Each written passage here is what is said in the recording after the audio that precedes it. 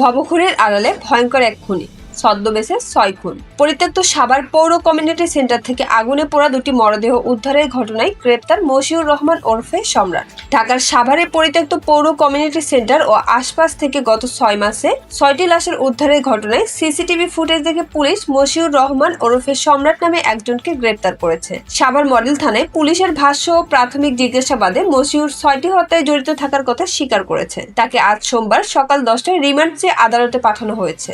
আজ সাভার মডেল থানায় press briefing এ তথ্য জানায় ঢাকা জেলা পুলিশের অতিরিক্ত পুলিশ সুপার আরাফাতুল ইসলাম। গ্রেপ্তারের পর মশিউর পুলিশের কাছে তার বাড়ি সাভার পৌর এলাকার ব্যাংক কলোনিতে বলেছিলেন। তবে ব্রিফিং এ আরাফাতুল ইসলাম জানান, আসামির দেওয়া তথ্য অনুযায়ী ব্যাংক কলোনি এলাকায় গিয়ে তার ঠিকানা শনাক্ত করতে পারেনি পুলিশ। তিনি বলেন, যেহেতু তিনি ভবঘুরের মতো চলাফেরা করেন সেহেতু তাকে আমরা ভবঘুরে হিসেবেই জানি। মানসিক ভারসাম্যহীনতার মতো কিছু কোনো সাইন সিমটম জিজ্ঞাসাবাদে আমরা পাইনি। পুলিশের এই কর্মকর্তা বলেন, পৌর কমিউনিটি সেন্টার ও আশেপাশের এলাকা থেকে লাশ উদ্ধারের ঘটনাগুলো পুলিশের পক্ষ থেকে নিরিবিলিভাবে তদন্ত করা হচ্ছিল। পৌরসভার সহযোগিতায় কমিউনিটি সেন্টার পরিষ্কার পরিচ্ছন্ন করার পাশাপাশি সম্প্রতি সেখানে সিসিটিভি ক্যামেরা স্থাপন করা হয়। ঢাকা জেলার অতিরিক্ত পুলিশ সুপার আরাফাতুল ইসলাম বলেন, গতকাল রোববার কমিউনিটি সেন্টারের দ্বিতীয় তলা থেকে পোড়া অবস্থায় দুটি মরদেহ উদ্ধারের পর সিসিটিভি ফুটেজে মশিউরের সন্দেহজনক উপস্থিতি দেখা যায়। অভিযান চালিয়ে পুলিশ তাকে হেফাজতে নেয়। পুলিশের প্রাথমিক জিজ্ঞাসাবাদে তিনি গতকাল 2টি সহ